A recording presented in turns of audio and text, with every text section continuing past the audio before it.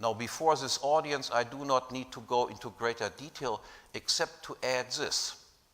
If you want to live in peace with other people and avoid all physical clashes,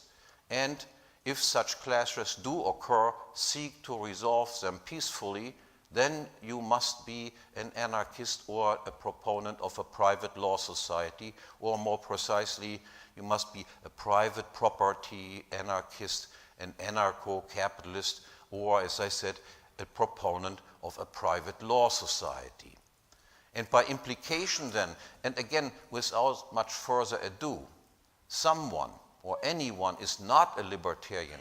or merely a fake libertarian who affirms and advocates one or more of the following things, for instance: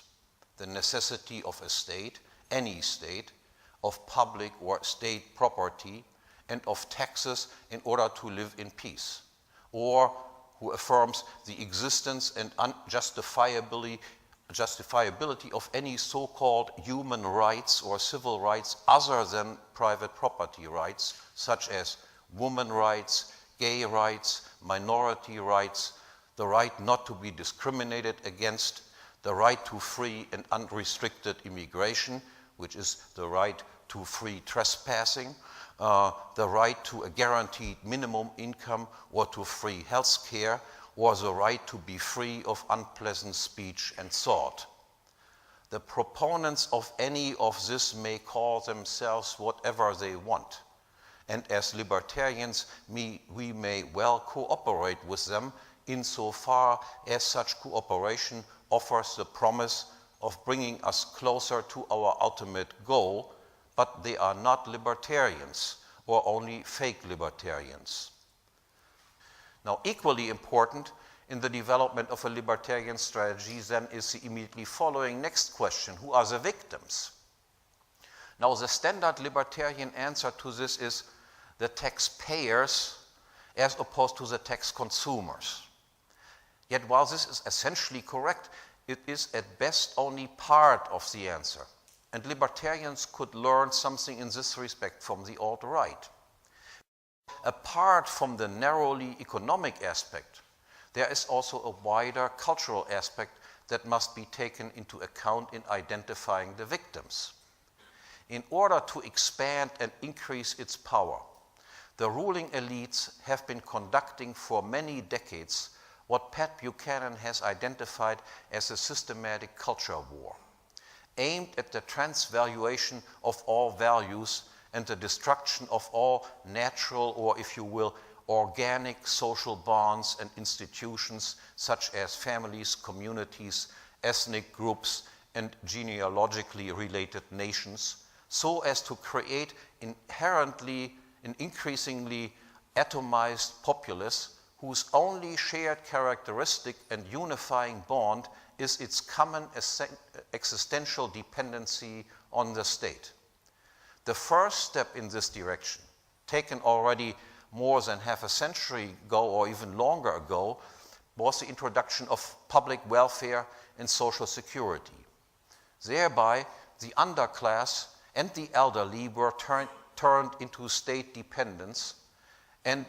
the value and the importance of family and community was correspondingly diminished and weakened. More recently, further reaching steps in this direction have proliferated. A new victimology has been proclaimed and promoted. Women, and in particular single mothers, blacks, browns, Latinos, homosexuals, lesbians, bi, and transsexuals have been awarded victim status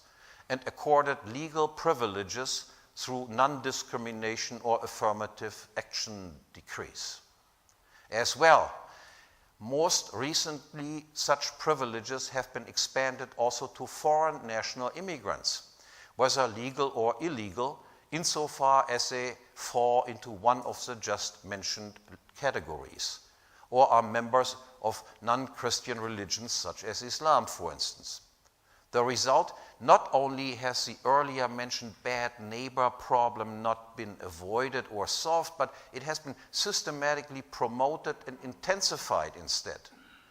Cultural homogeneity has been destroyed, and the freedom of association and the voluntary physical segregation and separation of different people, communities, cultures, and traditions has been replaced by an all-pervasive system of forced social integration. Moreover, each mentioned victim group has thus been pitted against every other,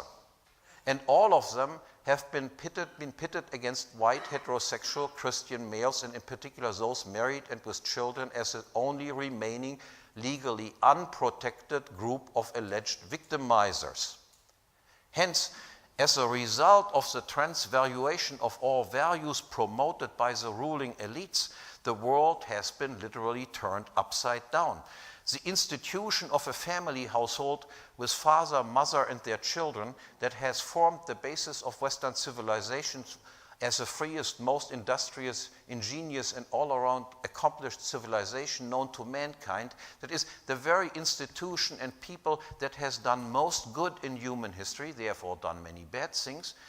that group has been officially stigmatized and vilified as the source of all social ills and made the most heavily disadvantaged, even persecuted group by the enemy elite's relentless policy of divide et impera.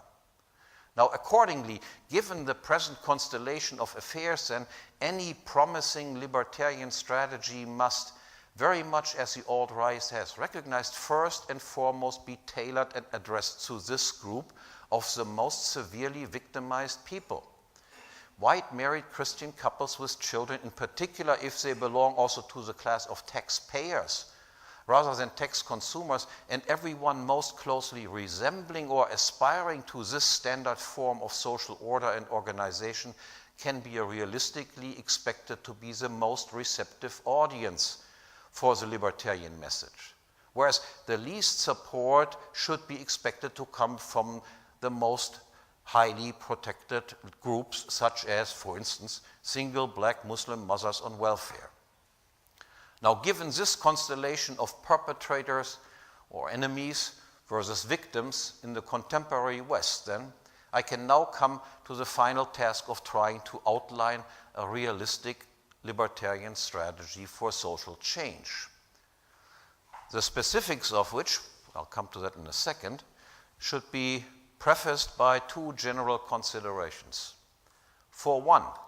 given that the class of intellectuals, from the tops of academia down to the opinion-molding journalists in the mainstream media and so forth, are funded by and firmly tied into the ruling system, that is, that they are part of the problem, they also should not be expected to play a major, if any, role in the problem's solution. Accordingly, the so-called Hayekian strategy for social change that envisions the spread of correct libertarian ideas starting at the top with the leading philosophers and then trickling down from there to journalists and finally to the great unwashed masses must be considered fundamentally unrealistic. Instead, any realistic libertarian strategy for change must be a populist strategy. That is, libertarians must short-circuit the dominant intellectual elites and address the masses directly to arouse their indignation and contempt for the ruling elites. And secondly, all the while the main addressees of a populist libertarian message must be indeed the just mentioned group of dispossessed and disenfranchised native whites, I believe it to be a serious strategic error to make whiteness the exclusive criterion on which to base one's strategic decision, as some strands of the alt-right have suggested to do, wrongly so, I believe. After all, it is above all white men that make up the ruling elite and that have foisted the current mess upon us. True enough, the various protected minorities mentioned before take full advantage of the legal privileges that they have been accorded, and they have become increasingly emboldened to ask for ever more protection. But none of them, and all of them together, did not and do not possess the intellectual prowess that would have made this outcome possible if it were not for the instrumental help that they received and are receiving from white men.